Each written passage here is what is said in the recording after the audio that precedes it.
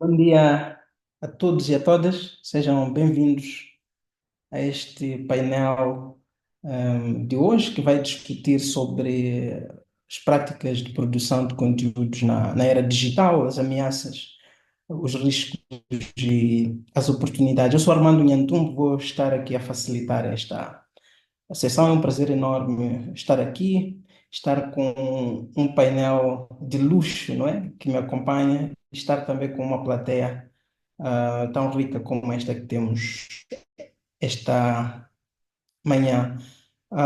Só para dar um pouco de contexto, esta é uma discussão, é um painel, é uma sessão que se insere numa iniciativa muito mais ampla, que se chama Fórum de Mídia, que é uma iniciativa do MISA Moçambique, que no fundo é um espaço para discutir questões que dizem respeito à classe jornalística, que dizem respeito ao setor de mídia. Uma iniciativa que é lançada pela primeira vez este ano. Temos um total de 4 painéis que compõem o fórum deste ano. Tivemos o primeiro painel na segunda-feira, logo na abertura ou no lançamento da iniciativa.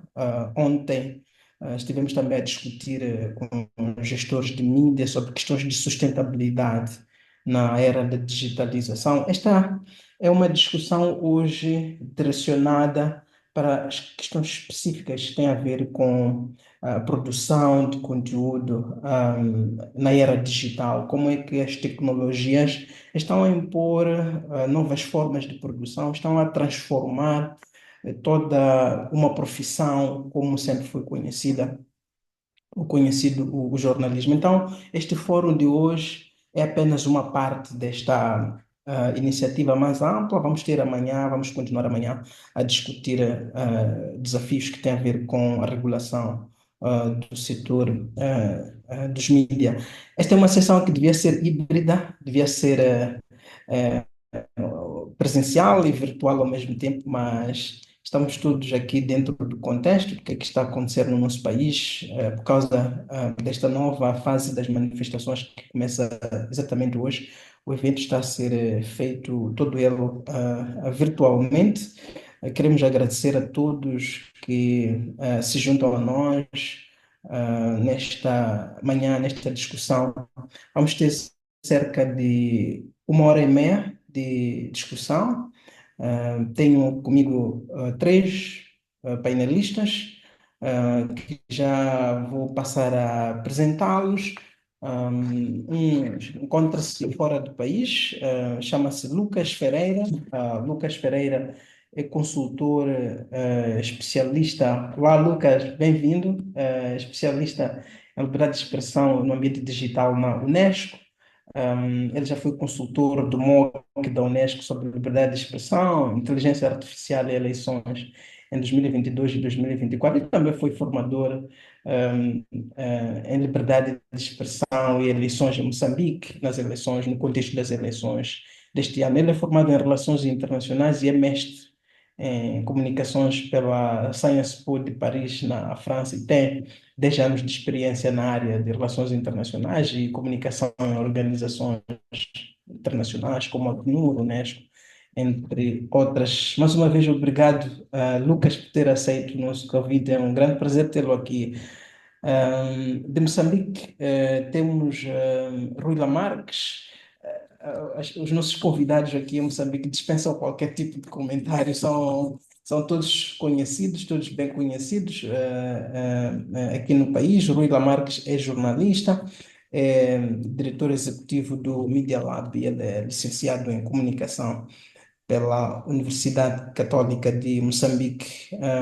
Sheila Wilson está aqui conosco. Olá, Sheila, seja bem-vinda. Também um rosto conhecido nas nossas telas. Sheila Wilson, ela é jornalista, é ativista, com foco em questões de direitos humanos. E ultimamente ela trabalha para o Centro para a Democracia e Direitos Humanos como oficial de advocacia e mídia, e é também licenciada em jornalismo pela Escola Superior de Jornalismo. Obrigado, Sheila, por se juntar a nós esta manhã. Como disse, vamos ter cerca de 1 hora e meia de debate. Vamos ter 15 minutos para as apresentações dos nossos painelistas.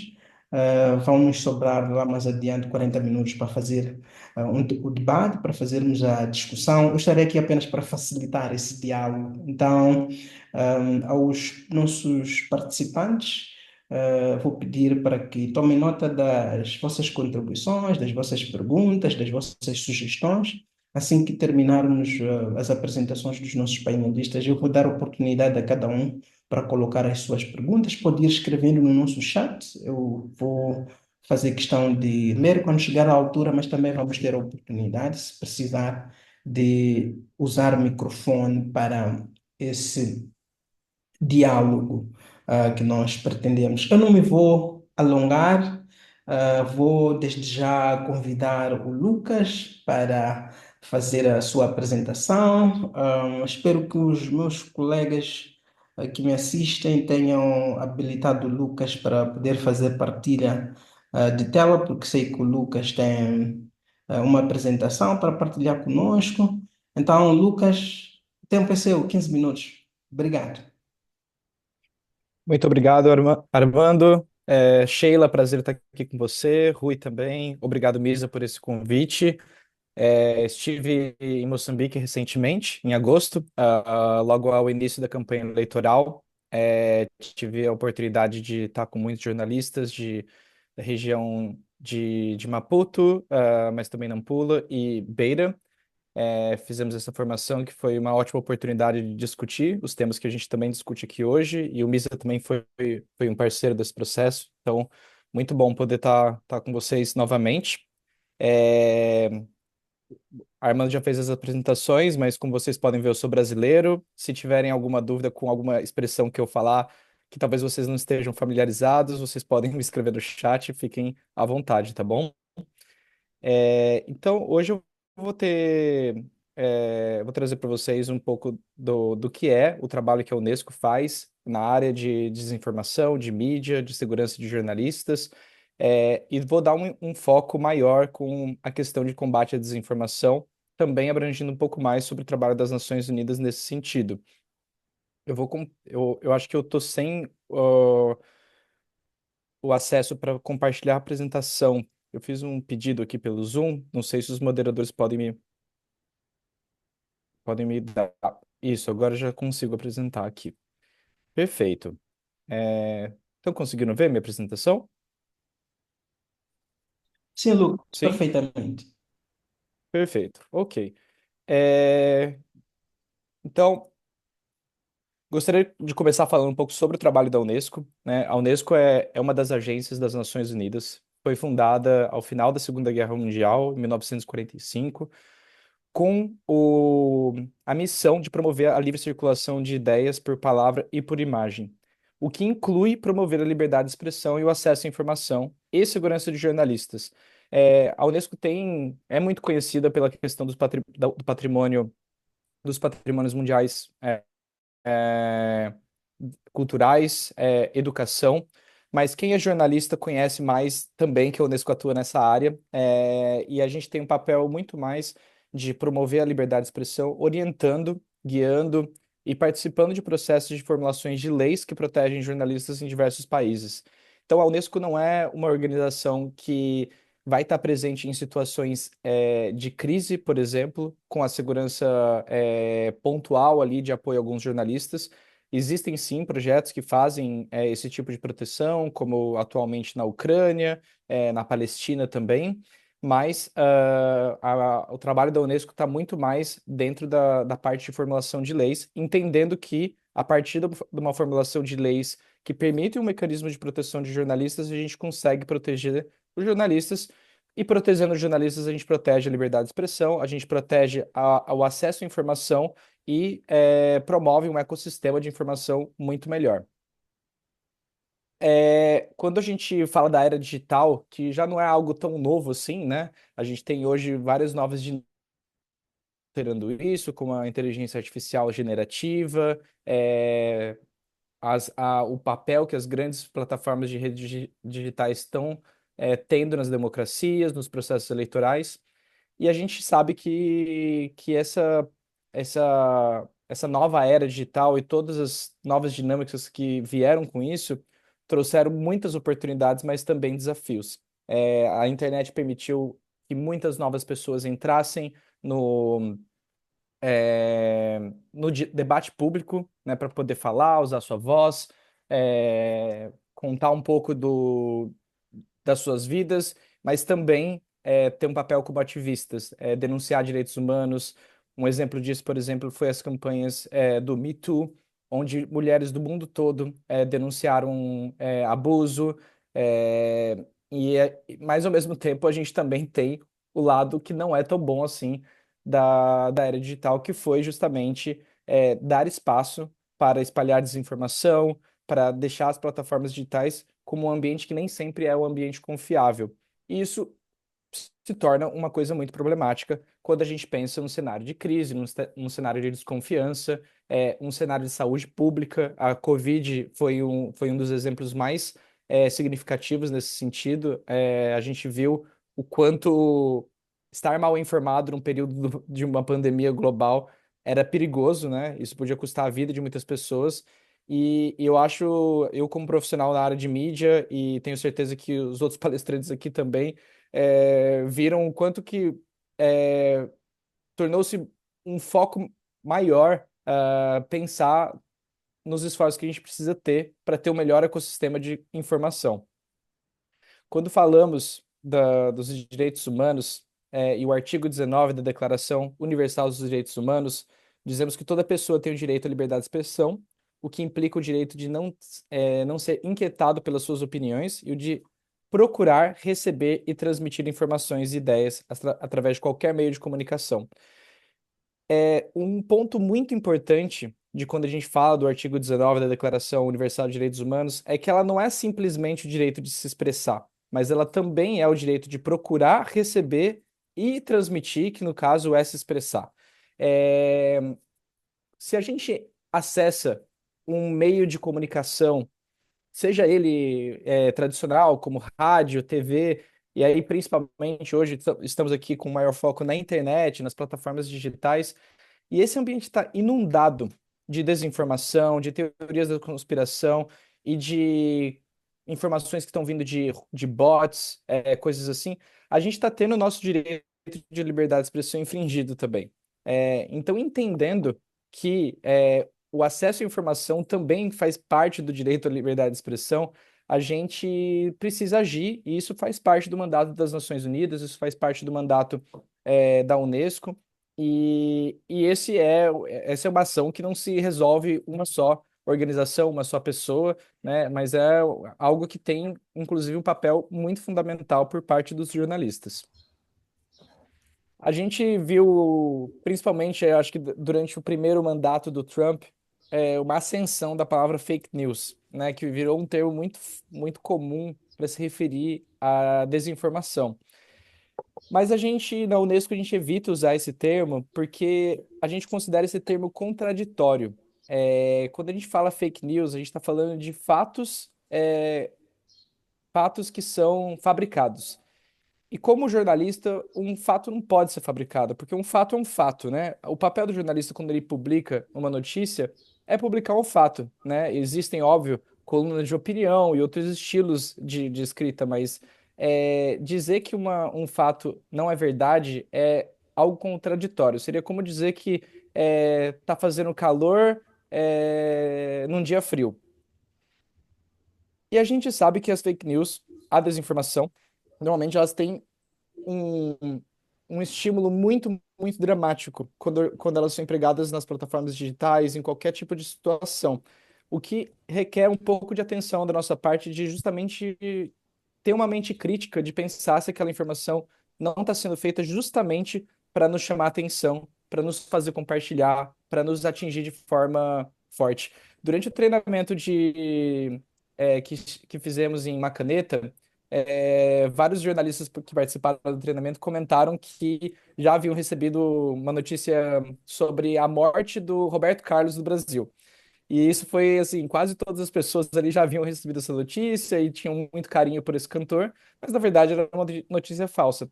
Óbvio que esse exemplo a gente não tem nenhum tipo de impacto significativo, mas quando a gente está num contexto eleitoral, uma informação falsa pode ser, sim, muito significativa. Então, volto a dizer, notícias são fatos, notícias têm valor, notícias são verificadas, servem à sociedade, capacitam o público e são impulsionadas pela confiança.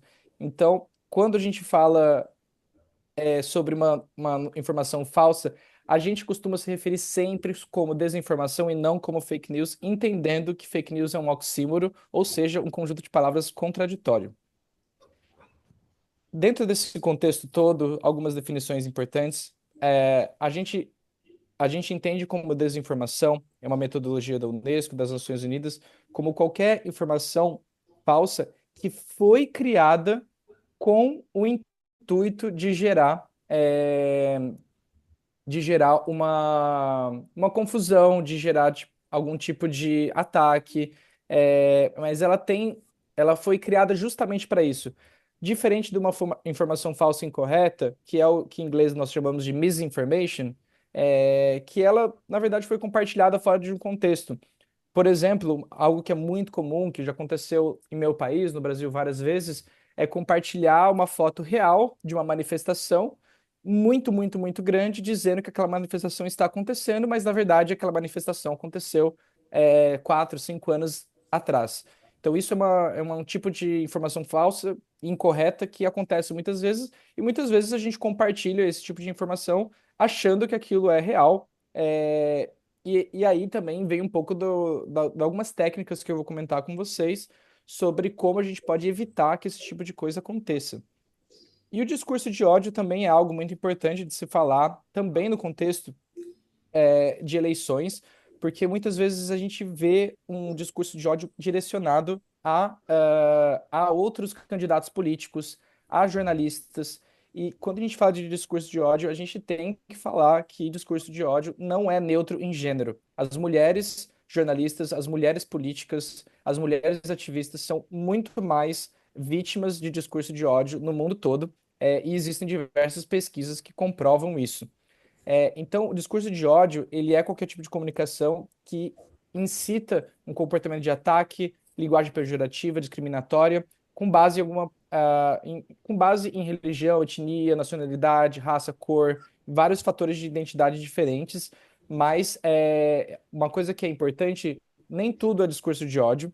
As pessoas têm sim direito de criticar, de não estarem felizes com diversas situações, mas quando a gente começa a fazer uma comunicação que a gente incita ódio e violência, e isso ganha escala, aí a gente também tem que ter cuidado, porque esse discurso pode ser, sim, um discurso criminoso. Quando a gente fala sobre salvaguardar a integridade dos processos eleitorais, é importante a gente estar sempre atentos com as questões de desinformação, de informações falsas, uso de inteligência artificial, como é a dimensão de segurança digital dos participantes desse processo democrático e também sobre práticas de disrupção nas comunicações durante processos eleitorais. Algumas ferramentas que eu vou mostrar para vocês, eu acho que eu ainda tenho 5 minutos, correto? Creio que sim, mas é, é, a gente lançou no final do ano passado, em novembro, as diretrizes para a governança das plataformas digitais, que é um documento da Unesco que oferece diversas diretrizes sobre como salvaguardar, proteger a liberdade de expressão e o acesso à informação nas plataformas digitais. Esse documento não é um documento feito somente para aqueles que regulam as plataformas digitais, né? As agências reguladoras e ministérios de comunicação e informação. Esse também é um documento para a sociedade civil, para usar essas diretrizes como uma ferramenta de advocacia para pedir melhores práticas de governação das plataformas digitais. É, dos principais pontos desse documento, das diretrizes, é que a gente deve solicitar a devida diligência em matéria de direitos humanos para as plataformas digitais e que os processos de governança, de governação das plataformas digitais devem ser feitos de uma maneira multissetorial, ou seja, não somente um regulador e as plataformas, mas também ativistas, especialistas de direitos humanos, jornalistas e outras pessoas da sociedade civil. Esse documento nosso das diretrizes inspirou algumas práticas que foram levantadas nos princípios e orientações para a utilização dos meios de comunicações digitais e sociais nas eleições em África, onde Moçambique também foi um dos participantes desse processo. E esse processo fala sobre várias práticas que são recomendadas para os órgãos eleitorais, para os ministérios de comunicação, para combater desinformação, para envolver os diferentes atores, né? Aí, quando eu digo inclui sociedade civil, jornalistas, acadêmicos, e também fomentar as capacidades, de lidar com essas questões por parte dos organismos de gestão eleitoral. Recomendo muito que vocês leiam esse documento, porque esse é um documento que tem um contexto de vários países africanos nas eleições, e foi um documento que também usou alguns princípios das diretrizes da Unesco. Aí também algumas ferramentas do MISA e do Sindicato Nacional de Jornalistas de Moçambique.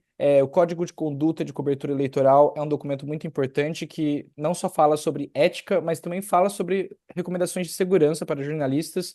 E acho que especialmente para jornalistas esse guia é um material e uma ferramenta de trabalho muito importante. Tive a oportunidade de conhecer um pouco mais ele durante minha viagem para Moçambique e tenho certeza que o Armando e os seus colegas podem compartilhar esse material com vocês. Agora, rapidamente, falando de algumas atitudes que nós podemos ter como indivíduos ou também como representantes de organizações, quando a gente vê algum conteúdo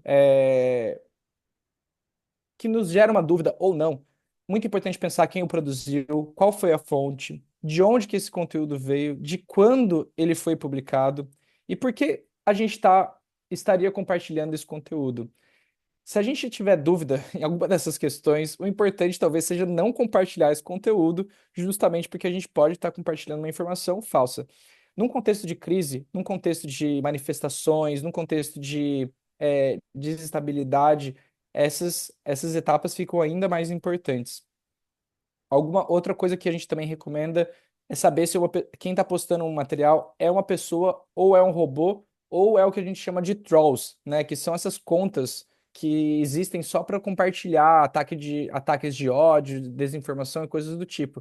Então, nada custa a gente pesquisar quem é a pessoa que está publicando esse material e se a gente consegue verificar quem ela é. Muitas vezes a gente vê facilmente pelo perfil que aquilo é um robô ou que aquilo é uma conta que existe só para espalhar e fazer desinformação. E como jornalistas e também como cidadãos, coisas que a gente deve pensar sobre esses conteúdos é se o conteúdo é tendencioso, ou seja, se ele está nos levando a ver somente um lado da história, se ele está instigando um sentimento de drama, de revolta por nossa parte, se existem URLs dos sites que são duvidosos, como por exemplo aqui o Google, ao invés de Google, colocou um arroba, então você vê que a pessoa consegue fabricar um site para parecer que é um site real, mas na verdade é um site falso. Se a gente tem os recursos de outras páginas na internet para verificar essa informação e pensar também quem se beneficia com esse tipo de informação. Essas são algumas perguntas que também podem ser muito úteis para tanto os cidadãos quanto os jornalistas que interagirem com esses conteúdos. Eu fico por aqui com a minha apresentação. Vou ficar feliz de compartilhar outros materiais com vocês aqui no chat e fico à disposição para perguntas também. Muito obrigado. Muito obrigado, Lucas, por esta rica apresentação, muito interessante. E tenho fé que logo depois das outras apresentações voltaremos a alguns dos pontos que levanta para o debate. Sheila, vou para si, tem 15 minutos, por favor.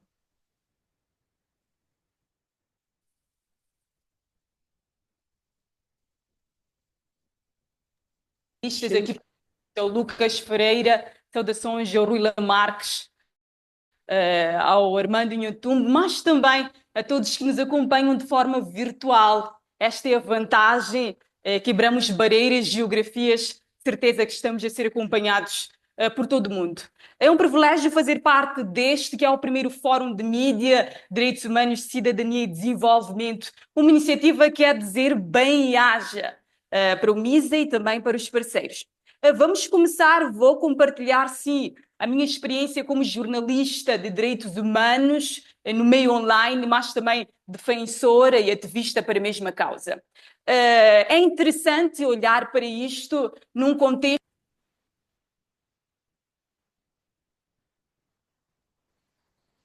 Per- per- Perdão, Sheila, o seu áudio cortou. Você está no mudo. Agora, Sim, agora sim. certo. Dizia que é um privilégio fazer parte deste fórum, compartilhar a minha. E ainda Hum, contexto em que Moçambique vive de uma crise a todos os níveis, onde temos recebido denúncias de violações de direitos humanos, transmitimos também informações e produtos noticiosos destas violações no terreno. Vamos começar olhando para as ameaças, não é? Mas antes vamos falar dos objetivos, que é explorar o impacto dessas práticas para os direitos humanos, mas também analisar as ameaças e riscos, olhar também para as oportunidades e também, claro, vamos olhar para as estratégias para mitigar os riscos e aproveitar as oportunidades. Vou pedir à minha equipe para ir para o slide das ameaças, por favor. Ameaças. Conto aqui com a ajuda da minha equipe. Ameaças. Perfeito. Vamos olhar agora para as ameaças às práticas de produção de conteúdos online. A primeira ameaça é a integridade física do profissional, pois o jornalista, quando está no terreno e usando equipamentos como o kit Mojo, que geralmente não são como as grandes câmeras, o microfone que já identifica a presença desse jornalista, ele está sujeito a vários riscos. Isto no terreno, com as fontes, por conta da construção do perfil social do jornalista, que muitas das vezes, ao usar este tipo de equipamento, a usar um telemóvel, não é? É descredibilizado, mas também a integridade física de quem está lá a violentar no terreno os direitos humanos das pessoas que estão a manifestar. Não é que, neste caso, geralmente são as autoridades que o fazem. Então é um risco a todos os níveis, um risco à integridade física e também por ser um trabalho que não se quer, de certa forma, que seja visível. O jornalista e nós também recebemos ameaças diariamente através de chamadas, mas também de mensagens. Outra ameaça seria a proteção das fontes. Isto porque quando estamos no terreno, em direto, é o que geralmente fazemos, é difícil muitas vezes preservar a identidade das fontes, pois não temos a oportunidade de estar no estúdio para editar, desfocar corretamente as imagens, garantir a distorção do áudio. Por tudo estar a acontecer no terreno, muitas das vezes as vozes das fontes são ouvidas na forma normal, então muitas das vezes as fontes correm riscos. Vamos agora olhar para outra ameaça, que é a censura e a restrição de liberdade de expressão. Vimos há pouco tempo, acompanhamos em Moçambique, temos acompanhado esta censura governamental da queda da internet, não é? Mas também uma censura dos grupos privados que atacam os jornalistas que compartilham em direto essas violações de direitos humanos, compartilham essas informações para o público, mas também para o mundo. Então temos esta limitação, não é? Pois trabalhamos de forma online e é difícil muitas vezes compartilhar informações quando não estamos online. Outra ameaça são as políticas de privacidade e padrões da comunidade digital. Ora, como jornalistas de direitos humanos, como defensores de direitos humanos, o que chegam a nós são violências. E muitas das vezes esses conteúdos não são bem recebidos pelas plataformas digitais, em particular pelo Facebook, que é a plataforma que eu uso. Muitas das vezes vi o meu conteúdo censurado nas redes sociais. Então isto também é uma ameaça ao nosso trabalho. Outra ameaça são os ataques digitais e o ciber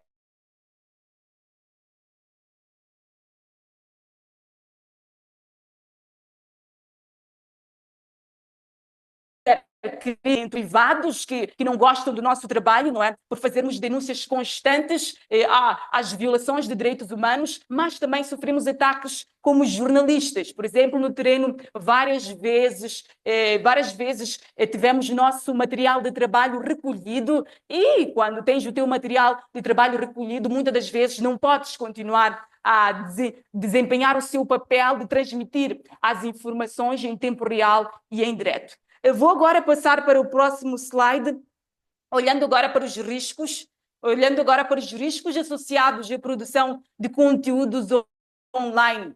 E um dos riscos, como já havia abordado aqui, é a dependência de conectividade.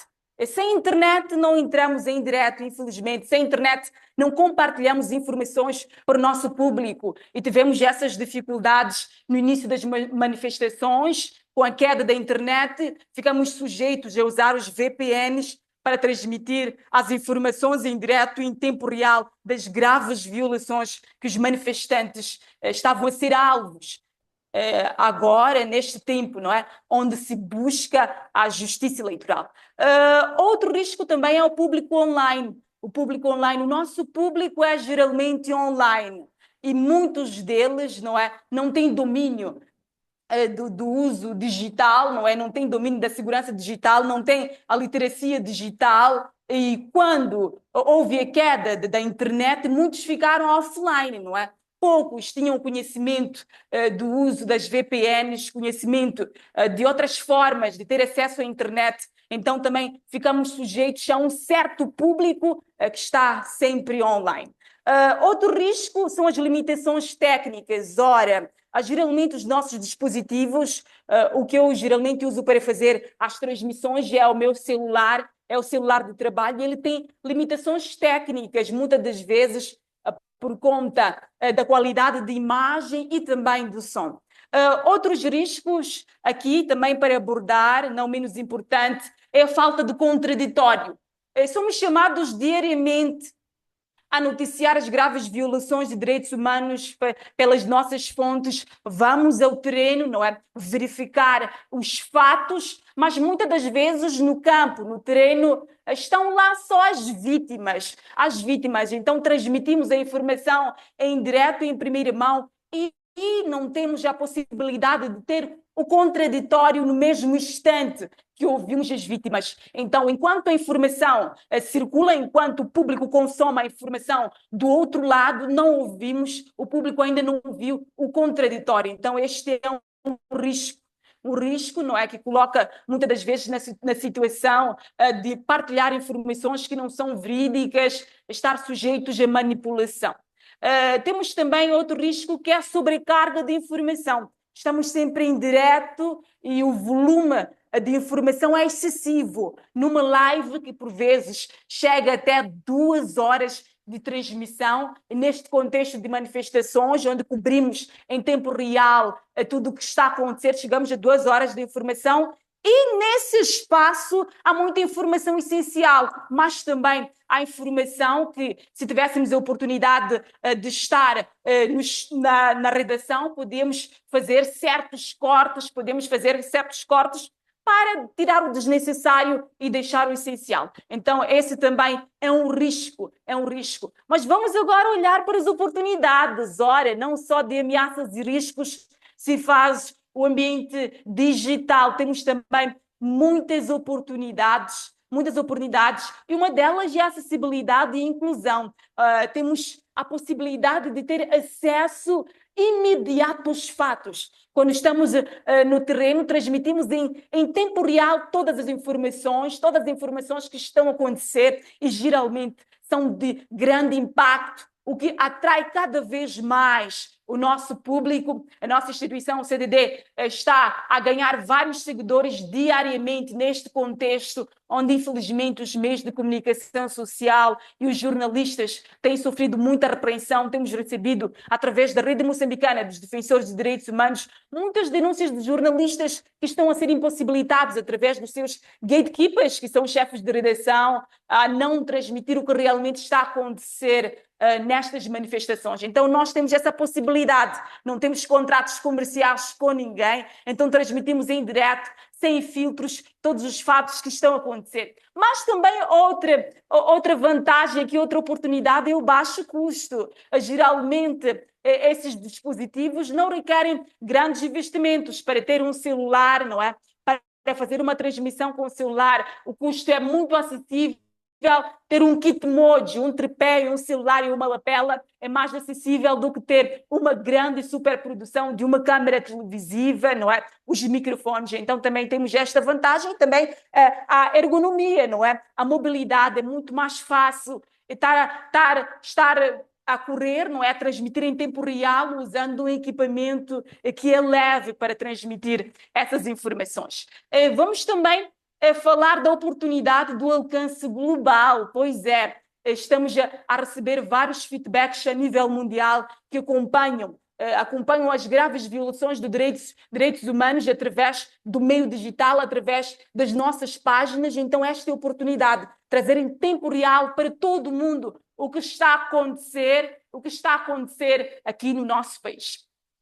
Outra oportunidade, não menos importante, é a transmissão de informações sem filtros. Pois é, estamos em direto desde que iniciamos a live, não é? A transmissão, não temos esta oportunidade de filtrar, não temos esta oportunidade de censurar muitas das vezes. Então, a confiança cada dia mais do nosso público cresce, porque eles têm esta sabem que se forem até a página do CDD, do professor Adriano Vunga, vão ter informação em tempo real, em direto, sem cortes.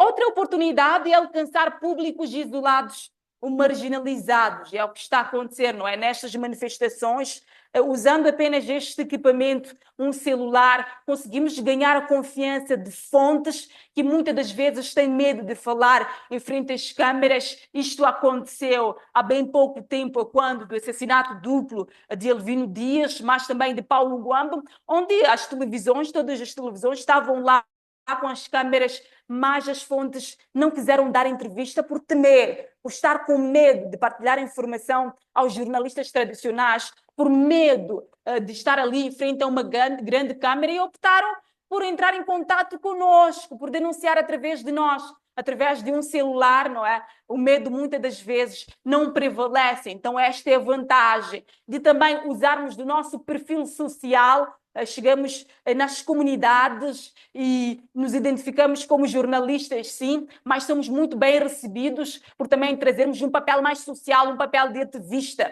E nos ambientamos, não é? Nos ambientamos às manifestações e somos bem recebidos.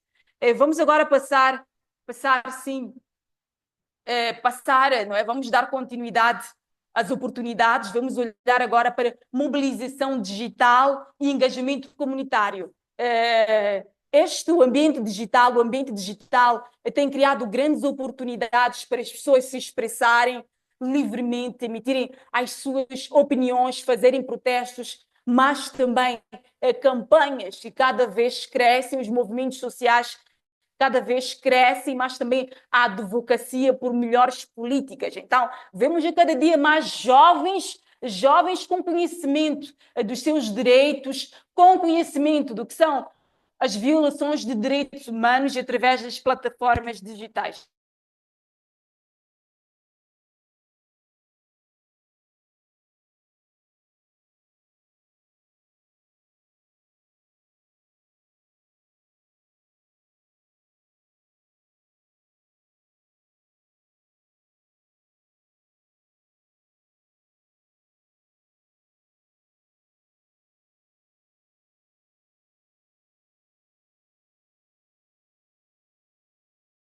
Transmissão em direto, o que já permite registrar todas as das autoridades para nós.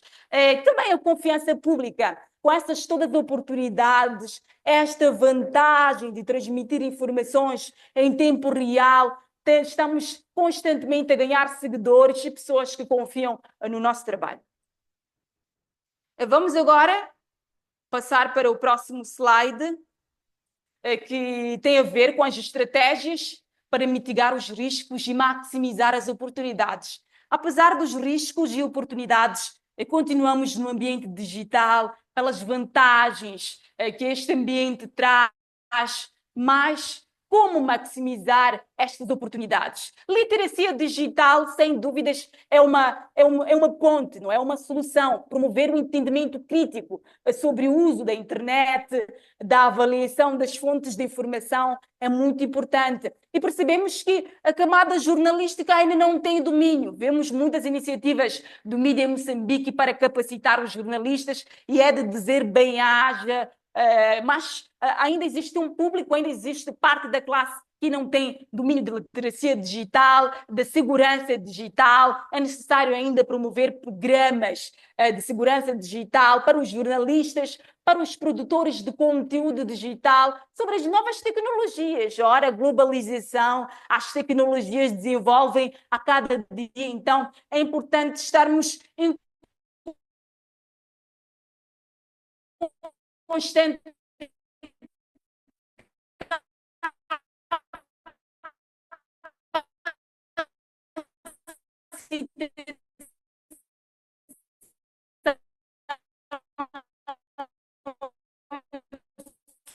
informação, para adotarmos as melhores práticas termos treinamento autêntico, principal articular sempre volta com chips, sempre vigilância, não é? Temos aqui uma equipe de informáticos que sempre identifica isso, então é importante sempre termos este conhecimento, esta capacidade de perceber que, infelizmente, os equipamentos, não é? Os dispositivos móveis estão sensíveis a isto. É importante também ter parcerias e colaborações. Jornalistas, ativistas e produtores de conteúdos devem trabalhar juntos, em particular partilhar informação em tempo real. Ter o Sheila, primeiro, mais 3 minutos, por favor. certo? É sempre bom ser o primeiro a transmitir essas informações, mas é importante garantir segurança. Então, o desenvolvimento de conteúdos éticos e verídicos. É importante que a nossa camada crie conteúdos, não é, que respeitem os princípios éticos, sem um discurso de ódio que está a ganhar terreno durante estas manifestações, não é? Ultimamente o voto já não é secreto, as pessoas mostram no ambiente digital, aqui partidos apoiam, e quando alguém, não é, é de um partido contrário, tenta emitir uma opinião, não é? Tem como resposta discursos de ódios e ataques digitais. Mas também é bom olharmos para a advocacia digital, nós temos trabalhado muito com isso, fazer perceber que é um direito ter acesso à informação, ter acesso à educação de forma online, manifestar-se. Então, temos trabalhado muito com isso.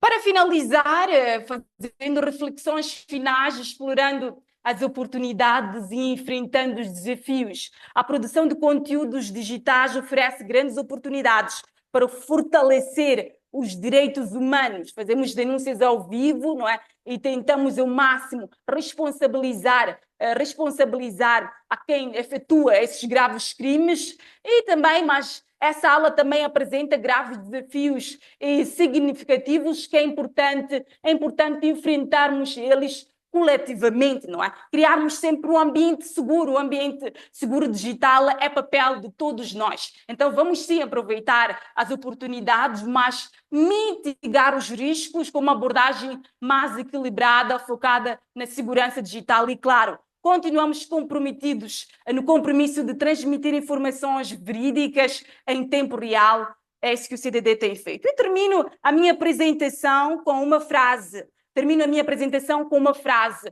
de reflexão. A transformação digital não é apenas sobre o desenvolvimento tecnológico, mas sobre a forma como usamos a tecnologia para promover a justiça e igualdade de direitos humanos. Esta foi a minha apresentação, muito obrigada. E reiteramos o nosso compromisso de continuar a garantir e a lutar por um Moçambique livre, justo e com respeito aos direitos humanos. Obrigada, Armando.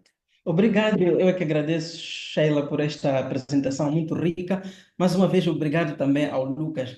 Acho que foram levantados pontos interessantes para o debate e a mim, particularmente, me chama a atenção o facto de que as duas apresentações, se complementam, mas dois são apresentações que, por um lado, mostram, claro, as vantagens da digitalização e, ao mesmo tempo, procuram nos levar para, vamos lá dizer, o lado negativo, não é? Deste processo que é irreversível. Eu sei que já há perguntas, há participantes que querem interagir. Antes disso, quero colocar uma pergunta a cada um dos convidados. Começo consigo, Lucas.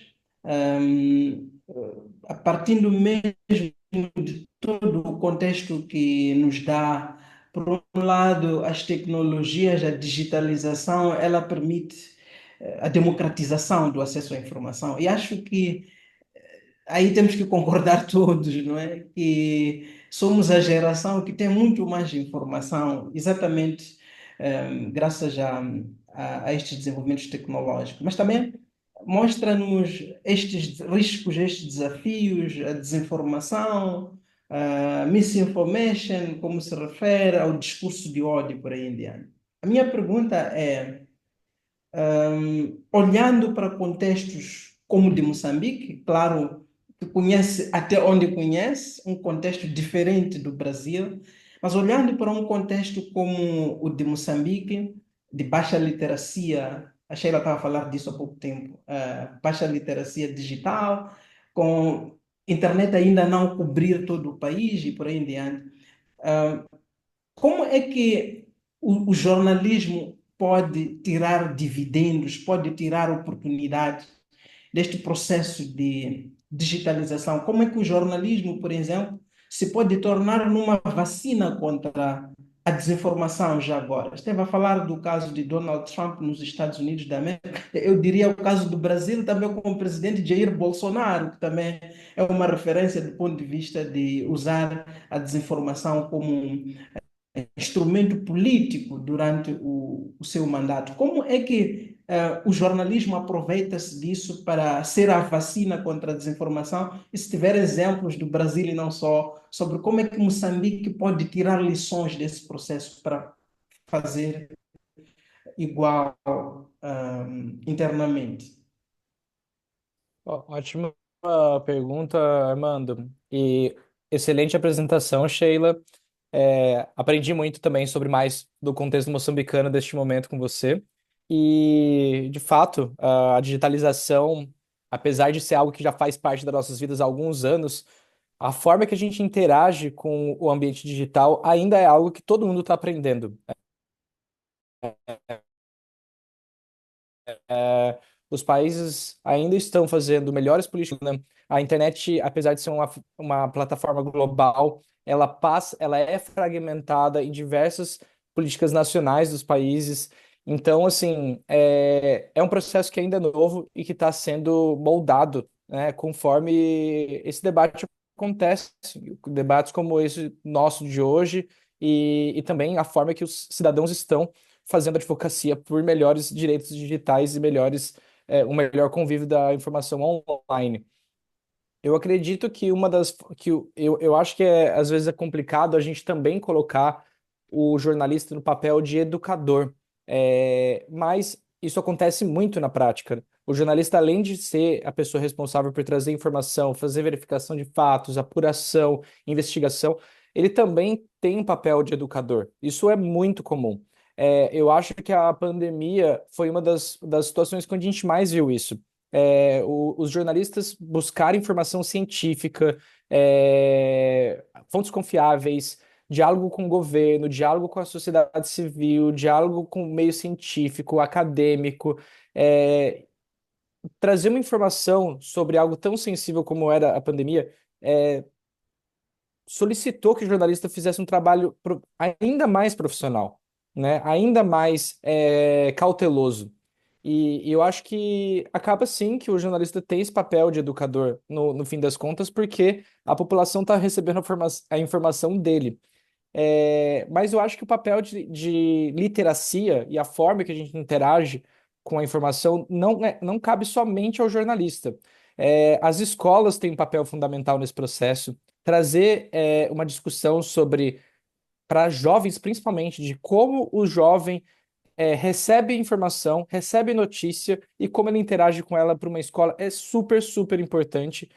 A Unesco está fazendo, inclusive, um dos programas de cursos online que está disponível em português, inclusive, sobre como os influenciadores digitais e produtores de conteúdo é, podem aprender com práticas jornalistas, né? Foi feita uma pesquisa que vários produtores de conteúdo, influenciadores, não faziam verificação de informação antes de postar essas notícias, essas informações em canais de YouTube e várias plataformas digitais.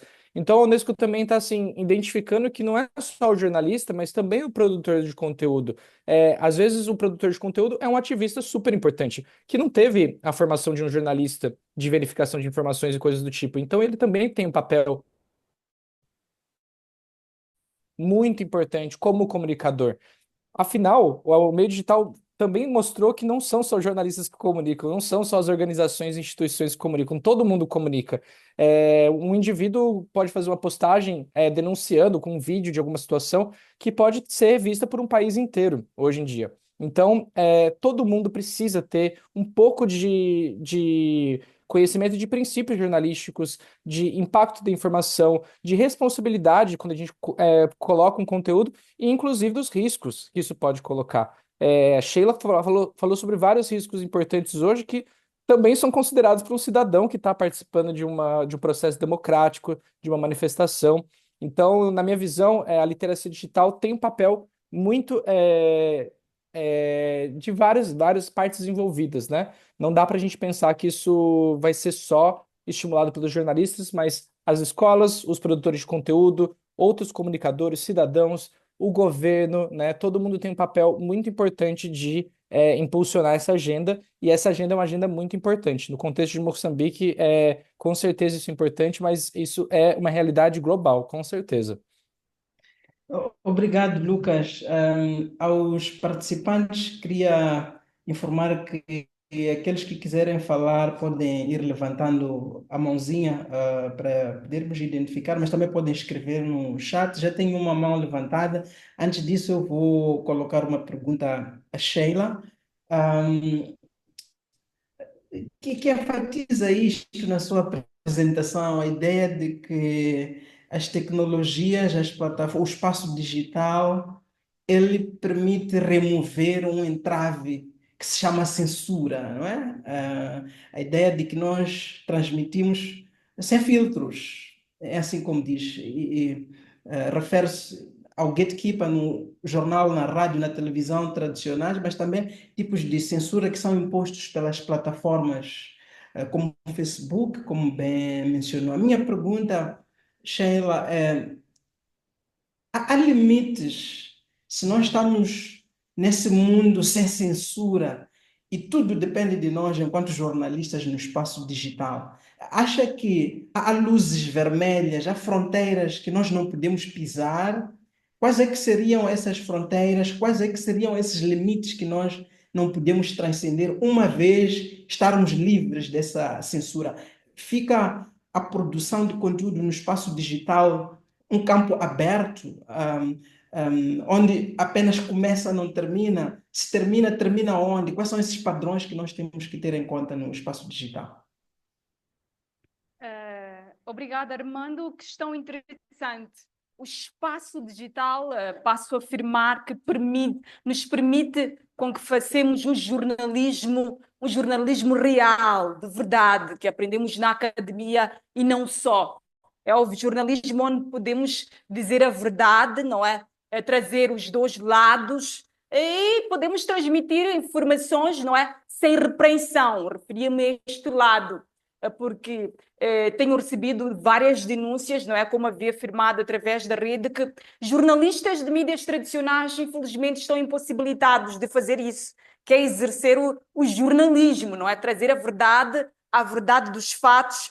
Ontem, por exemplo, isto ocorreu, estávamos a transmitir em direto, não é? Um anúncio do presidente do Conselho Municipal, analisando as manifestações, falando dos impactos das manifestações. Mas no momento em que o mesmo falava, em que o Conselho Municipal falava, fora do município, chegaram até nós manifestantes que reivindicavam a falta de pagamentos das faturas. Eles pertenciam às empresas que colaboram com o município. Ora, Armando Nhantumbo, caiu-me a real ao ver que fui a única jornalista que saí do município para dar voz àquelas pessoas. Um representante de mídia do município disse: escolhe, ou fica aqui dentro do município a transmitir esta nossa conferência de imprensa ou vai lá fora. A minha vantagem, estou em direto em tempo real. Eu disse: vou transmitir. E quero sair na live, né? Ele estava a barrar-me ali como se fosse um segurança, e saí, transmiti em tempo real esta manifestação, fui a única a transmitir em direto. Vários jornalistas aproximaram-se para procurar saber, mas percebi aquele ambiente de tensão, de represália. É um ambiente que os meus colegas jornalistas estão a viver atualmente, estão a ser impossibilitados de transmitir a informação real, de estar aí nas manifestações, de transmitir o que está a acontecer, a contabilizar, a trazer o número real das vítimas. Então é isso que está a acontecer, Armando, afirmo e reafirmo. Há muita repreensão atualmente nos jornalistas, não é? Vemos vários jornalistas a usarem plataformas digitais para denunciar isso. Então, o campo digital traz esta vantagem. Os jornalistas, que muitas das vezes são correspondentes, também fazem uso desse espaço internacional para transmitir em direto, mas a nível nacional há muita repreensão. Claro, também respondendo aos limites, há sempre limites. O jornalismo tende a trazer a verdade, a veracidade dos fatos. Então é sempre bom ouvir as duas partes, apesar do que está a acontecer atualmente. Noticiamos as autoridades já dispararem, um ambiente de disparo, onde os manifestantes estavam ali a marchar pacificamente, já temos o contraditório, não é? Existem cidadãos que saem às ruas para manifestar pacificamente, que é um direito constitucional, patente no artigo 51, mas vemos do outro lado as autoridades a dispararem violentamente, usando gás lacrimogéneo, mas tiros reais. Em várias lives transmitimos e denunciamos isto, trouxemos também feridos e mortos. Documentamos também tudo isso, então já temos o contraditório, estamos a trazer a verdade. Claro que também temos essa desvantagem de não ter a censura. Nas nossas lives é muito comum ver uso de termos de ódio, termos pejorativos, então é difícil controlar isto. Não temos a capacidade, muitas das vezes, de sempre controlar a fala das nossas fontes, mas usamos sempre os limites do jornalismo, que é trazer a verdade. Obrigado mais uma vez, Sheila. Está aberta a sessão para perguntas, comentários. Eu já tenho a primeira manifestação de interesse, acho que é da Slide que levantou a mão. Slide, por favor. Muito bom dia, colegas. Bom dia, Sheila. Bom dia, Lucas. Belíssimas apresentações foram as vossas. Eu tenho aqui algumas perguntas, especialmente a primeira para o Lucas. Eu gostava que fizesse aqui menção em relação às plataformas digitais que os jornalistas podem usar, se existem outras plataformas digitais que podem recomendar aos jornalistas para que usem neste contexto de criar ou publicar notícias verídicas e também notícias que não caiam na questão da desinformação. E a outra pergunta que eu queria fazer é especialmente para a Sheila, olhando para aquilo que são as ameaças. Como jornalista, quais são as estratégias que têm usado para fugir a estas frequentes ameaças? Deu aqui alguns exemplos, alguns desses exemplos são casos que nós especialmente jornalistas, acompanhamos aqui em Moçambique em relação ao seu trabalho. E outra pergunta que eu quero também fazer é como é que a Sheila tem feito para equilibrar a necessidade de produzir conteúdos que são mais conteúdos populares, a necessidade de informar no momento, com a responsabilidade que os jornalistas têm de informar com qualidade. Nós estamos a falar sobre a necessidade imediata de informar e também a responsabilidade de informar com qualidade. Quais são as estratégias que a Sheila tem usado para equilibrar estes dois pontos? Obrigada. Obrigado, Slide. Vou pedir aos meus convidados para irem tomando notas, para podermos receber o maior número possível de perguntas e depois vamos responder. Mais intervenções? Caros participantes? Mais alguém quer fazer pergunta? Isso, temos a Viviana, por favor.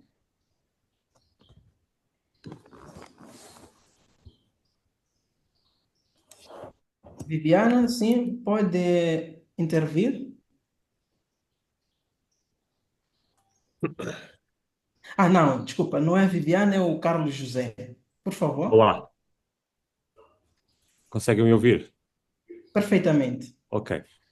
Bom dia. Então, para me contextualizar, eu estou em Maputo por 3 meses, sou investigador do ISCTE em Lisboa. Estou numa mobilidade com a Universidade Pedagógica aqui em Maputo, também sou jornalista. Tenho estado a tentar, enfim, falar justamente com alguns jornalistas aqui em Maputo, porque deu-se a coincidência de eu estar neste momento em Moçambique, e a minha investigação tratar as questões do jornalismo de paz, a propósito de um case study de um jornal em Hong Kong.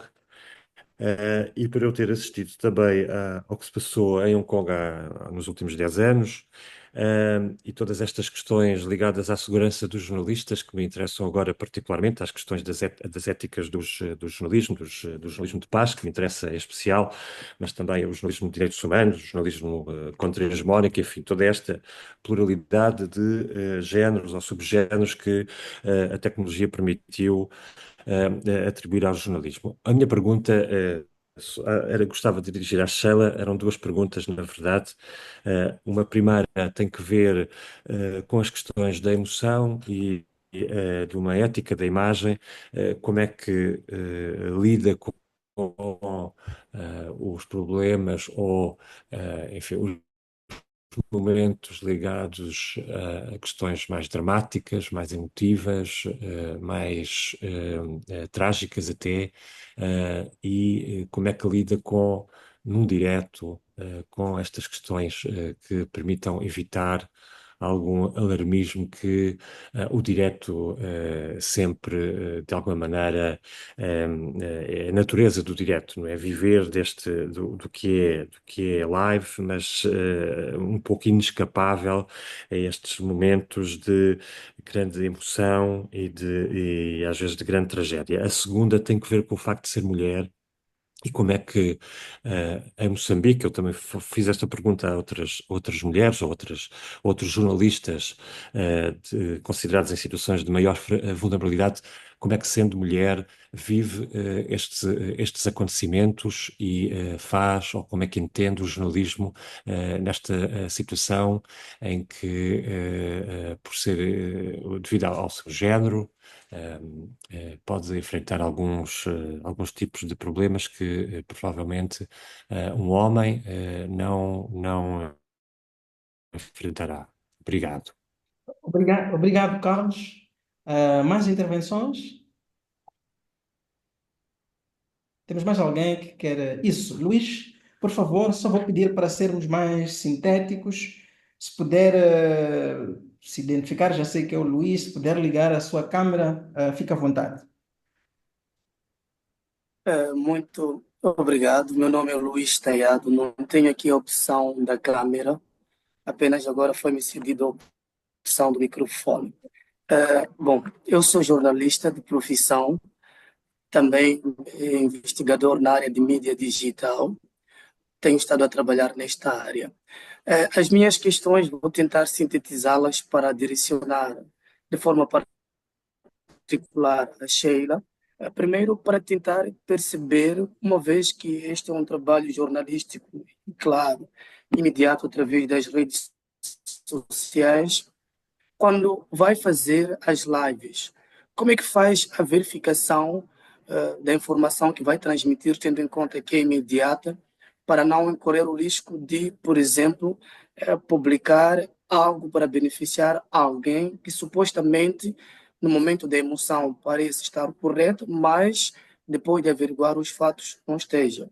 Segundo, uma das grandes características que eu tenho acompanhado, tem feito muito bem o seu trabalho, a Sheila, parabéns, é a componente que eu olho como um pouco de sensacionalismo, né? Quando a Sheila faz as lives, traz o aspecto que todos nós queremos ver como audiência, mas que por vezes pode ser entendido como sensacionalismo quando interrompe barreiras, quando mete-se no meio de situações supostamente trágicas para nos trazer estas informações. Como é que a Sheila consegue, não é, no meio dessas transmissões, ou como é que deve se posicionar, né, para deixar do lado o sensacionalismo e trazer a informação verídica? Associado a isso, também gostava que comentasse um pouco como é que trata a privacidade das fontes. Como sabe, nós estamos num país complicado e muitas vezes as lives, como disse na apresentação, não trazem esta componente de seleção das fontes ou das pessoas, porque é uma coisa imediata. E atendendo em consideração, e considerando que no momento das lives há pessoas que supostamente primam por privacidade, com medo de represálias, mas no momento da divulgação há esta abertura. Como tratar esta situação para evitar que, por exemplo, a posterior as pessoas que não deveriam aparecer assim visivelmente, ou dando o seu rosto, sejam perseguidas? Como tratar essa situação? São essas questões e muito obrigado. Obrigado, Luís. Vou levar mais duas intervenções. Se tivermos tempo, voltaremos a mais uma sessão. Ernesto Nhanal, por favor. Bom dia, Armando. A primeira é mesmo para o debate e que resulta das intervenções, das questões, e queria só trazer um pouco o lado da discussão disto, mas num sentido de provocação. Uma das coisas que se coloca no jornalismo, diferentemente das ciências sociais, a filosofia, que olha para o conceito da objetividade de uma maneira, nós olhamos para a objetividade como um conjunto de procedimentos profissionais sobre os quais o jornalismo reduz as suas críticas, né? Um conjunto dos quais que não vale a pena aqui. Então, de uma forma geral, podemos dizer que, metaforicamente, a objetividade traduz-se no sentido de boas práticas, no reconhecimento de que o jornalismo tem limitações, e para reduzir eh, a vulnerabilidade do jornalista perante essas limitações, é ele adoptar um conjunto de mecanismos de profissionalismo que foram sendo convencionados, e é isso que deu o espaço para que o jornalismo, depois de ter caído na descrença na Primeira e Segunda Guerra Mundial, depois se colocasse nesse paradigma da verdade, que hoje está a ser rediscutido na ideia da pós-verdade. Isto é, ele também está a ser superado. Eu trago isto por quê? Porque entendo a colocação dos que estão a exigir a Sheila. Uma colocação que eu também queria fazer à Sheila é sob o ponto de vista de consentimento.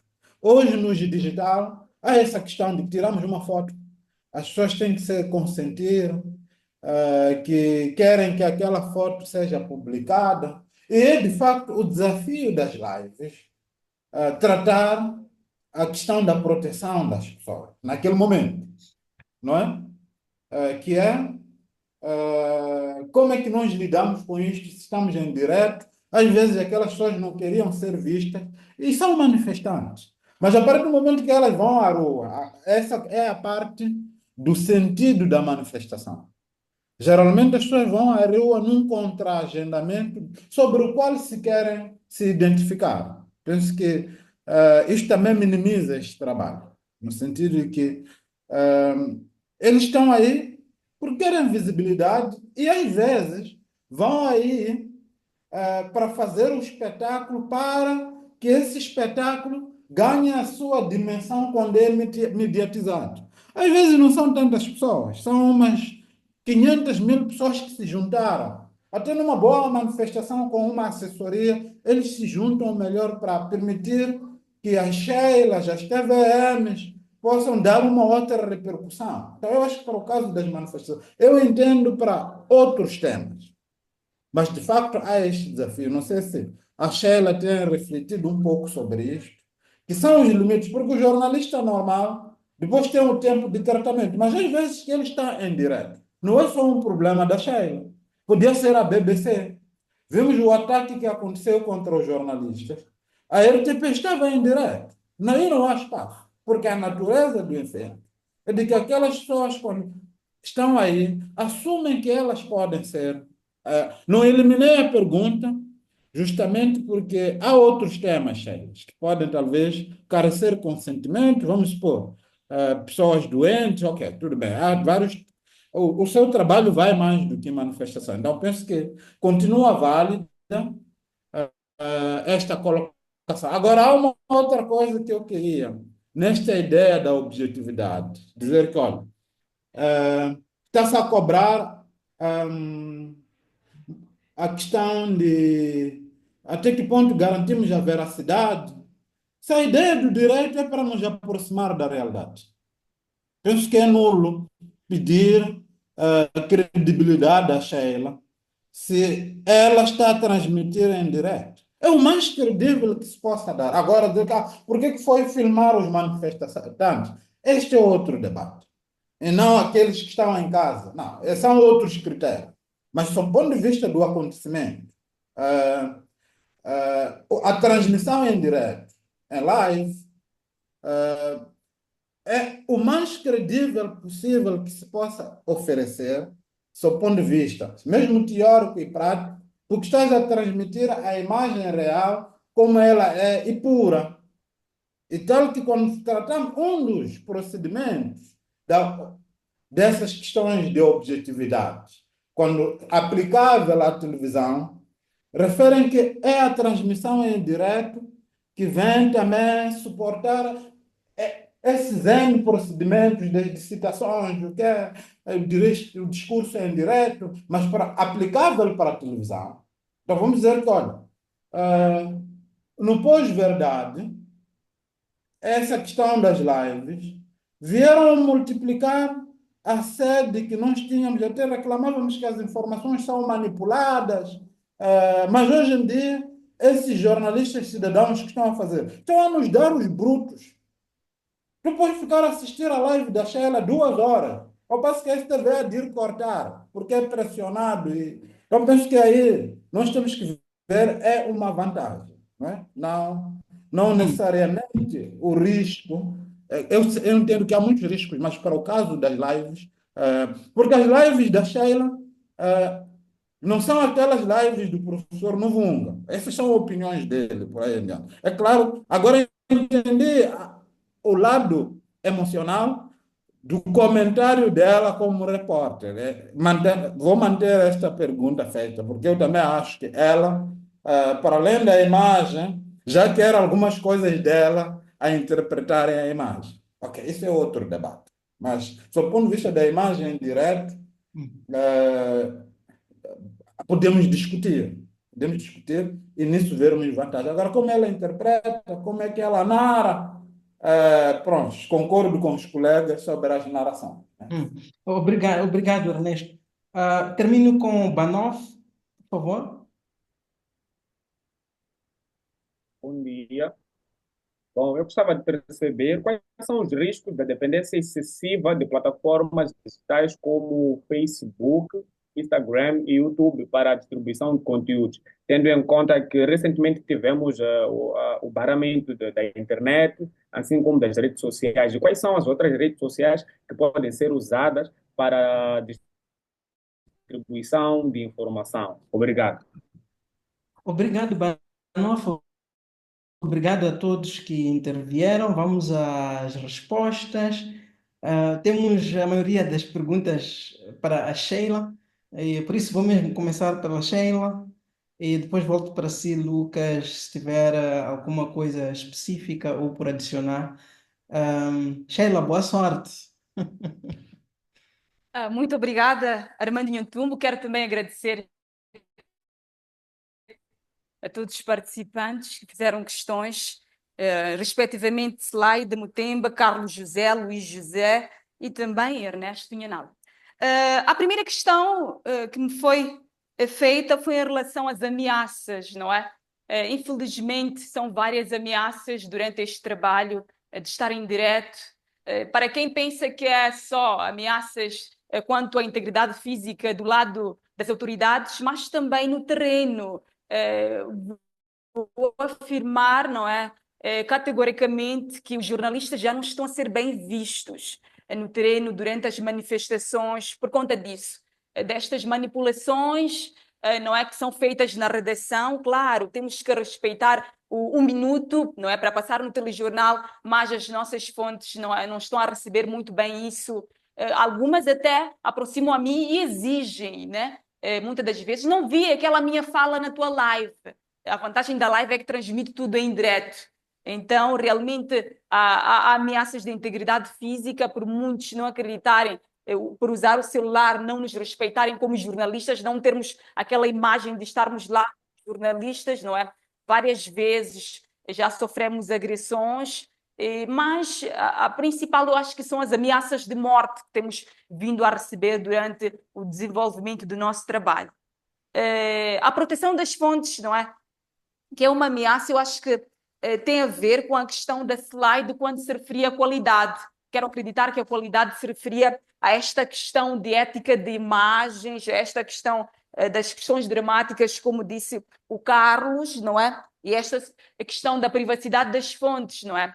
O professor Inhanal explicou um pouco aqui, não é? E eu também disse na minha apresentação que destaquei isso como uma ameaça, como um risco, a questão da proteção das fontes. Então, logo apresentei como um risco, como uma ameaça que muitas das vezes não temos esta abertura, não é, de editar, de tentar privatizar, de certa forma, a imagem das nossas fontes, apesar de que agora nas manifestações somos exigidos, não é? Tentamos respeitar a privacidade, as pessoas exigem filma, e até muitas das vezes acabam por ser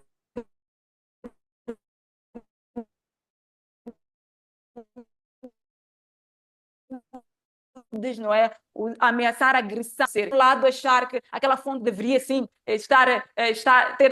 ter a sua identidade tapada, manipulada, mas as fontes também exigem isso e nós conversamos antes com as fontes, mas também concordo com os jornalistas, aqui com a slide com o Carlos José e o Luís, por eu ter identificado esta parte da proteção, que existem vários casos que já iniciam direto e muitas das vezes filmei o rosto da fonte e durante o discurso a fonte vai falando certas coisas, não é? Vai revelando certos assuntos que deveriam estar em privado, mesmo a fonte ter antes dito que está aberta a falar assim publicamente. Há uma necessidade de nós jornalistas analisarmos, não é? Analisarmos se dá para passar ou não. Então isso acontece no meio do discurso, já fizemos uma transmissão, uma gravação com várias outras fontes, o que fazer? Não temos como editar. Então, esta é uma das dificuldades que a live traz, não é? Que a live traz dos direitos e da privacidade. O que temos adotado aqui antes é questionar se quer aparecer ou não nas últimas transmissões. Para quem tem acompanhado, tem visto isso que em direto questionamos se quer aparecer ou não e a pessoa diz, não é? Claro que muitas das vezes as pessoas dizem não querem aparecer de longe e nós não aproximamos, mas outras no mesmo terreno querem aparecer, não é? Estão a buscar por justiça eleitoral e querem dar as caras. Então há este desafio que o professor Nhanal já deve ter muito bem explicado, que acontece com todos os jornalistas, mas principalmente connosco que fazemos direto. Aliás, quero deixar claro aqui que as lives não vão parar, são uma espécie da linha editorial do CDD, do professor Adriano Vunga, gosta das lives e não temos outra forma de trabalhar, vamos continuar a transmitir em direto, sem filtros, tudo o que está a acontecer nas manifestações e não só, não é? Agora estamos nesta época, mas também temos transmitido diariamente as graves violações, não é? De direitos laborais, entre outras violações, e temos feito isso em live. Então, esta é a nossa característica. As lives aqui no CDD não podem parar. Pelas suas vantagens também que foram apresentadas. A outra situação, né, tem a ver com a privacidade das outras questões, não é? As questões dramáticas.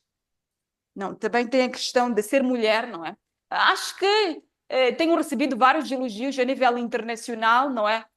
Muitos admiram pela questão, não é? De eu ser mulher, não é? O que tem se destacado bastante, como é que uma mulher está a correr riscos, não é? Estes riscos todos. E também recebo mensagens dessas até no meio familiar, as pessoas ficam preocupadas, não é? O colega aqui, Luís, chegou a dizer que chama isso, não sei se queria dizer, se eu estar no terreno, chama isso de sensacionalismo, mas esta é a minha técnica eu vejo que muitos jornalistas preferem se posicionar atrás das autoridades policiais enquanto disparam, para também captar imagens. Claro que traz melhores imagens de violação de direitos humanos, esta relação dos manifestantes e a polícia, mas eu adoto a técnica de estar com os manifestantes. Aliás, eu não apenas sou jornalista, sou ativista, defensora de direitos humanos, então tenho esta prerrogativa de muitas das vezes das manifestações dos professores até chegar ao ponto de estar ali, não é? A declarar que realmente não há salas de aulas, não há carteiras, não é? Porque é de conhecimento de todos, não é? Então eu tenho essa vantagem e adoto o método de ficar do lado dos manifestantes, que não deveria ser visto como sensacionalismo, mas como um ato de coragem no jornalismo e que também tem muitos riscos. Aliás, eu estar do lado das fontes, não é? Por isso que estou a sofrer muitas ameaças, recebo mensagens de chamadas, não é? Ameaças de morte, por estar a dar muito voz aos manifestantes, que na verdade estão a ser lesados. Ora, temos vítimas mortais, feridas. Então, neste dilema, nesta dinâmica, prefiro sempre estar com os manifestantes para perceber, e claro que corro riscos e até de vida, muitas das vezes vi situações de estar de um lado e termos vítimas feridas, vítimas que levaram tiros do outro lado, e eu me pegar a questionar, e se a polícia e as autoridades tivessem vindo para cá, eu também seria baleada, não é? Então, há esse risco que corremos sempre, mas é o nosso trabalho, o jornalismo exige isso, exige coragem para estar no terreno, não é? E transmitir as informações em tempo real, e o nosso método são mesmo as lives. Verificação de informação, também recebi esta questão, apesar do o professor Inhanal o Inhanal, não é? Ter referenciado um pouco, não é? Estar no terreno já nos permite ver o que está a acontecer, não é? Antes de iniciar um direto, conversamos com os manifestantes para perceber o que está a acontecer, mas temos também feito cobertura das manifestações. Isto porque percebemos que sempre quando a mídia está a cobrir as manifestações, geralmente atos de violência não acontecem, as autoridades geralmente não disparam, não é? Principalmente quando são os mídias, há este papel do mídia também, que temos que estar muitas das vezes no terreno para acompanhar isso, para proteger as nossas fontes. Não sei se é o mais lado de ativista que me permite fazer isso. Quanto aos comentários, não é? Percebo, não é? Os comentários durante a live, é uma dinâmica nova.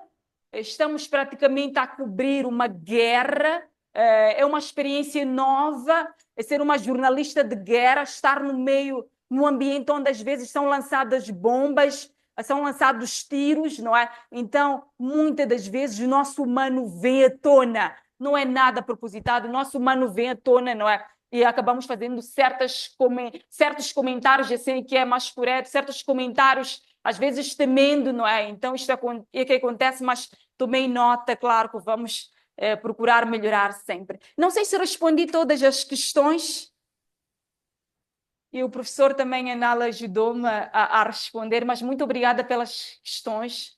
Recebo sempre, não é mais. Obrigado, Sheila. Lucas? Eu acredito que as perguntas que sobraram foram referentes às plataformas, e acho que é até interessante a Sheila também comentar sobre isso, porque eu acho que é importante que o jornalista, o ativista, o comunicador esteja onde estão as pessoas. Eu não acho que exista uma plataforma específica que seja mais recomendada ou menos recomendada nesse sentido.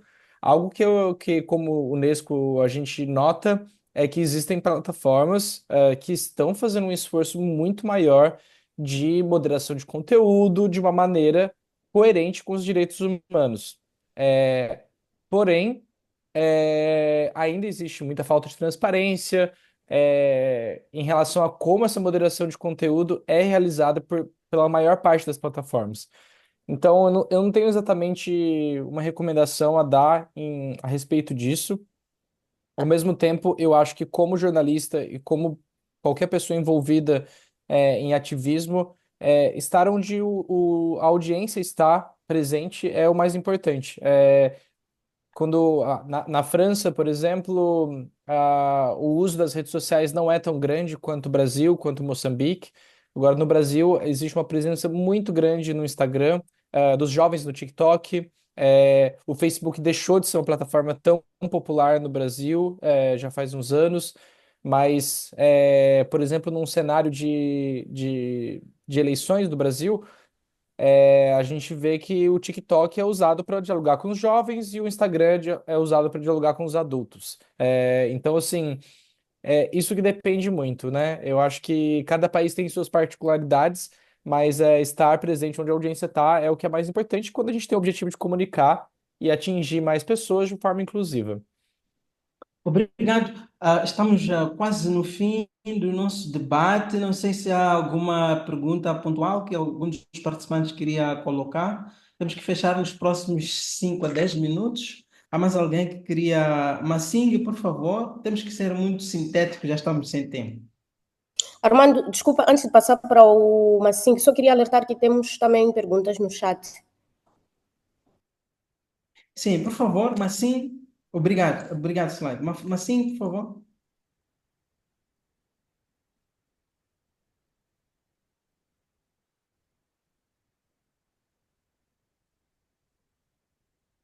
Bom, Alô, acho que Armando? isso. Agora consigo lhe Alô, ouvir. Armando? Oh, perfeito. Gostava de deixar algumas contribuições. Eu fico muito preocupado quando falamos deste tema num contexto em que estamos num ambiente de tensão. Eu estive a notar como a imprensa nacional está a cobrir as manifestações. Logo no início, vi também algumas reportagens de jornalistas sul-africanos que estiveram cá em Moçambique e eu notei uma diferença de como estamos a encarar esse cenário. Primeiro, o jornalista sul-africano viu numa televisão, já não me recordo aqui o nome, o jornalista veio equipado, tinha colete à prova de balas. E eu tenho dúvidas que exista uma redação em Moçambique que dê esses equipamentos a jornalistas. Os nossos colegas jornalistas, nós jornalistas, trabalhamos em condições difíceis, perigosas. Fazer live não significa que nós devemos nos expor ao perigo. O nosso trabalho é reportar, é descrever e informar as pessoas. Não é nos colocarmos em situações de perigo porque queremos informar. Nosso trabalho é reportar, é informar com isenção. Nosso trabalho, quando fazemos as lives, não é de emitir opiniões. Para emitir opiniões, há espaços de opinião, há outros gêneros jornalísticos que permitem isso. Quando fazemos as lives, é apenas para descrever e relatar os fatos como eles estão a acontecer naquele momento.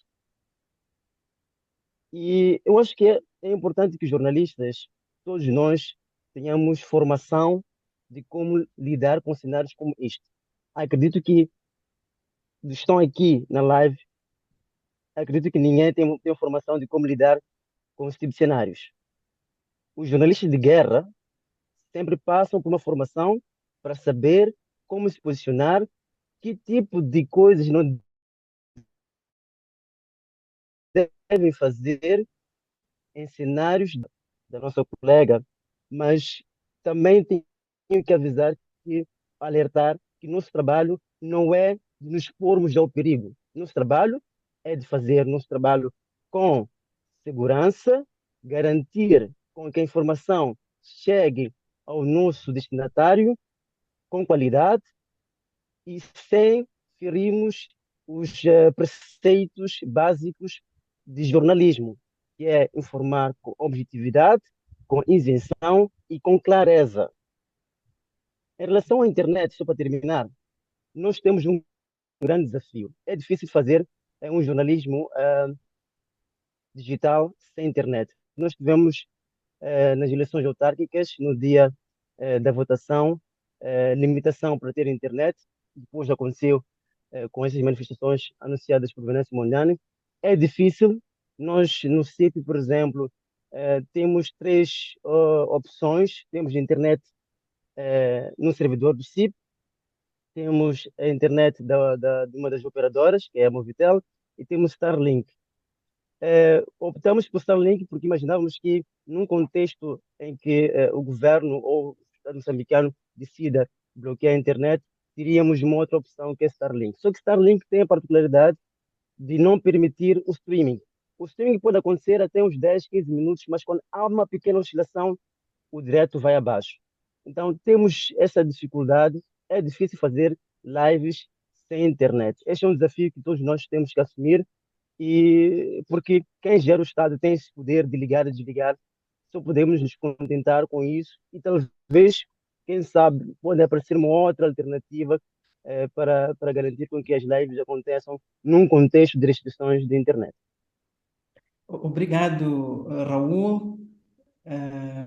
Só para fazer o disclosure, o Raul é um jornalista com uma trajetória também interessante, porque ele vem do jornalismo tradicional, vem da televisão, e nos últimos anos, nos últimos meses, é um jornalista que, sobretudo, atua no espaço digital, não é? Então, achei interessante as colocações que ele faz com essa trajetória que ele tem. Não sei se temos mais alguém que queria usar o microfone.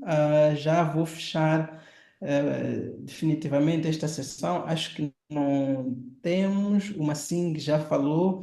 Eu volto para os meus convidados. Vou dar 5 minutos a cada um deles para responder, mas por cima disso eu tenho uma pergunta para cada um deles, para encerrarmos aquilo que habitualmente chamamos de considerações finais. Mas eu vou fazer isso de uma forma diferente, colocando-lhes perguntas. A pergunta para Sheila é uma pergunta, passo a redundância, baseada nesta colocação de provocação que acaba de fazer o Raul sobre o papel do jornalismo, que é informar, não emitir opinião.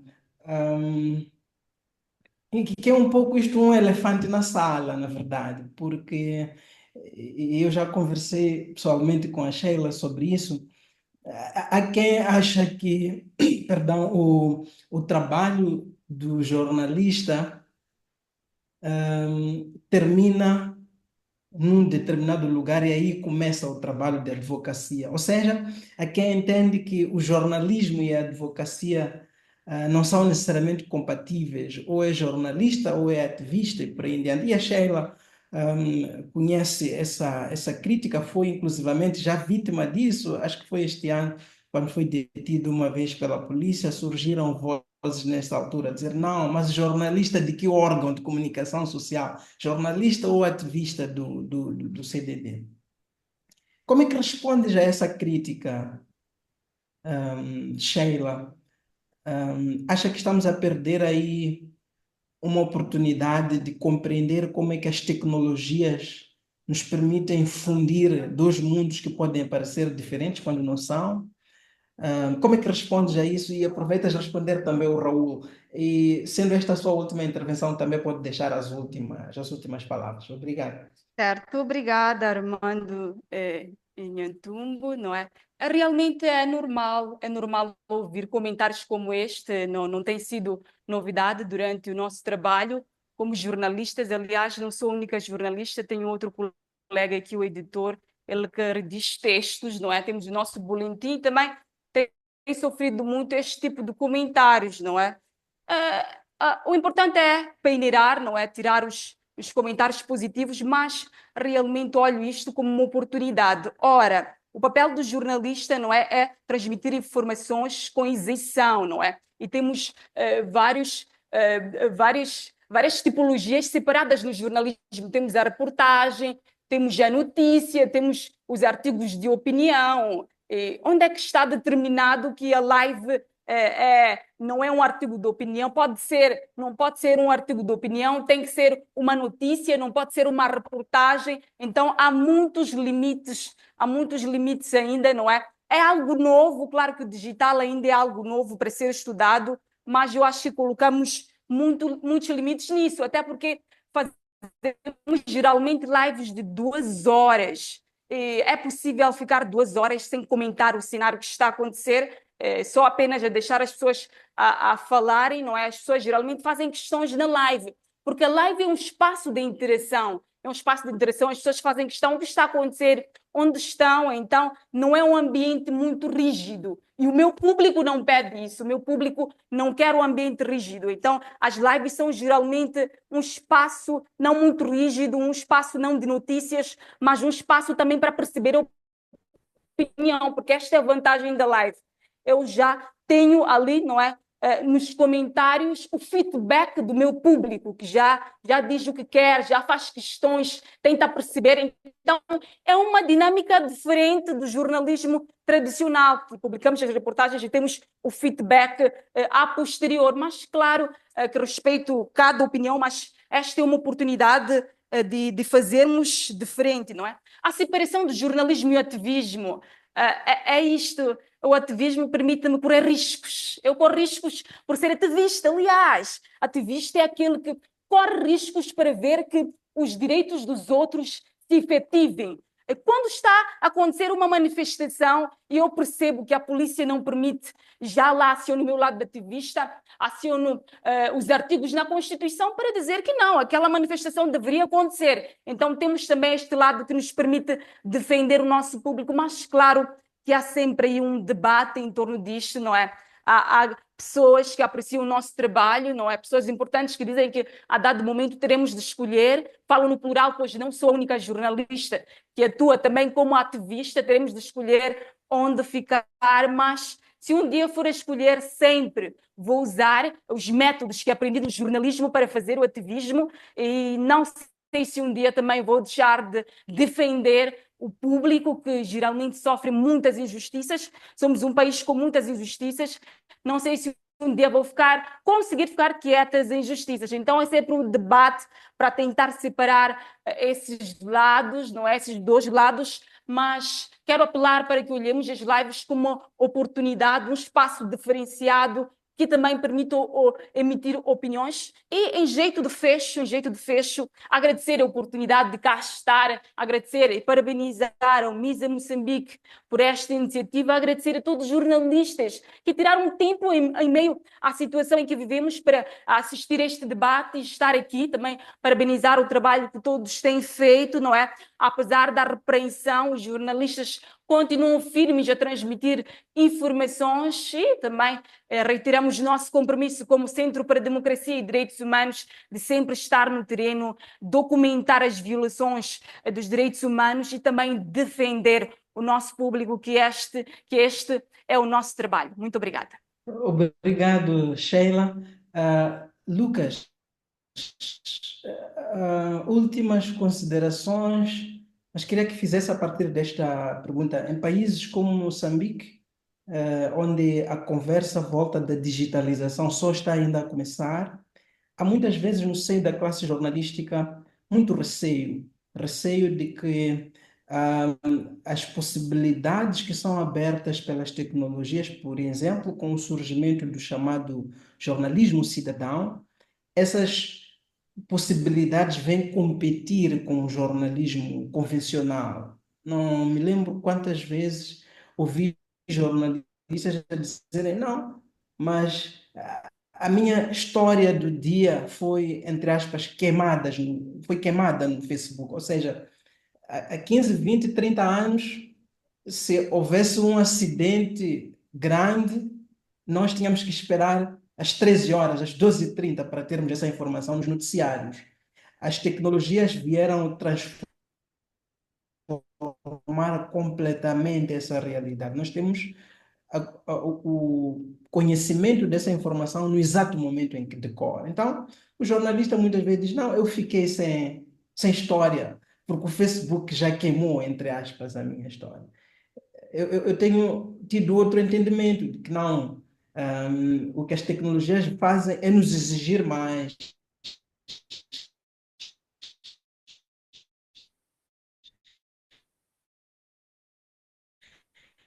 não sei, mas trazer, às vezes, o jornalista cidadão não está à altura de trazer, até porque o jornalismo tem regras, tem obrigações técnicas, obrigações profissionais, éticas.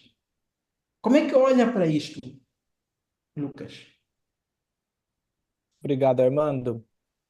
Eu acho que assim, com tudo que você está me falando sobre essas diferentes perspectivas e papéis de diferentes comunicadores, eu consigo só pensar na palavra pluralismo. É, uma comunicação plural, ou seja, um jornalista comunica, um cidadão comunica, um governo comunica, acesso a essas diferentes fontes de informação, a gente pode ter uma opinião mais bem informada, mais crítica, e menos tendenciosa. A gente consegue olhar a figura como um todo, não só um dos lados dela. Eu acho que a comunicação cidadã, né, a comunicação cívica, é super importante para esse processo. Uma das jornalistas de Bangladesh, que se chama Maqsuda Aziz, participou no Dia Mundial da Liberdade de Imprensa em Santiago, no Chile, e ela recebeu vários prêmios por fazer investigações sobre o papel da comunicação cívica em crises climáticas. Numa situação de crise climática ou numa situação de crise democrática, muitas vezes o jornalista não consegue estar em todos os lugares, por uma questão de segurança, por uma questão de acesso. E aí o papel da comunicação cívica é super importante. Ao mesmo tempo, a gente tem que tomar cuidado. Muitas vezes a gente não sabe quem que é aquela pessoa que está comunicando algo. Aquilo pode estar por trás de manipulação, pode estar querendo gerar confusão e coisas do tipo. Então, assim como eu já tinha falado na minha apresentação, entender quem está trazendo informação, de onde vem, se aquilo é verídico, é super importante. E esse é um papel que não é só um papel do jornalista, esse é um papel que é um papel do cidadão também. Se tornou mais complexa. A questão da inteligência artificial, a gente não conseguiu falar tanto sobre isso, mas é tão difícil hoje diferenciar se um vídeo foi manipulado ou não. Essas são competências que requer uma capacidade técnica muito grande, uma verificação muito mais trabalhosa para um jornalista. É, no cenário das eleições, no Brasil, na França, nos Estados Unidos, as chamadas de deepfakes foram, assim, usadas massivamente por muitos e muitos objetivos políticos. E é muito difícil para um cidadão, para um jornalista, até para um produtor de vídeo de olhar aquilo e saber que aquilo foi fabricado. Então, o trabalho de verificação, cruzamento de fontes, as capacidades de fact-checking que o MISA, por exemplo, ensina. Existem muitos meios, muitas formas de fortalecer a integridade da informação. Então, esse é um papel coletivo, esse é um papel do jornalista, do comunicador, que é indivíduo, que é da sociedade civil, que é ativista, é um papel de todos nós. Então, cuidado a pensar duas vezes na hora de interagir com a informação, isso é muito importante, é um papel de todos nós. E agradecer também, Armando, pelo convite, agradecer a todos vocês do MISA. Sheila, muito prazer estar aqui com você também, com todos vocês participantes, e fico à disposição para mais convites, mais participações, e tenho certeza que vocês estão tendo um papel fundamental em melhorar o ecossistema de informação no país. Então acreditem muito no papel de cada um de vocês como jornalistas, porque o trabalho de vocês é muito importante para todos de Moçambique. Muito obrigado mais uma vez, Lucas. Obrigado, Sheila, pelas vossas interessantes apresentações. Acho que saímos todos aqui com novos aprendizados, com, com novas lições a partir do que vocês partilharam conosco. Muito obrigado mesmo. Acho que fica claro agora a terminar que a digitalização é algo irreversível, que vai continuar a transformar profundamente a atividade jornalística e cabe a nós, enquanto profissionais da área, nos adaptarmos às tecnologias, nos adaptarmos a essa nova forma de fazer jornalismo, porque de facto o jornalismo de hoje não é mais o jornalismo de ontem, o de amanhã não vai ser o mesmo que de hoje. Então, acho que são boas colocações estas feitas. Queria, como última nota, convidar a todos para se juntarem a nós amanhã na discussão sobre a regulação dos mídias e formação profissional no contexto da digitalização, que este vai ser o último painel destes 4 que estamos a organizar esta semana. Podem ter os links para esta sessão através das mesmas plataformas que tiveram, portanto, os links para a sessão de hoje. E muito obrigado mais uma vez a todos, muito obrigado aos nossos participantes. Até breve.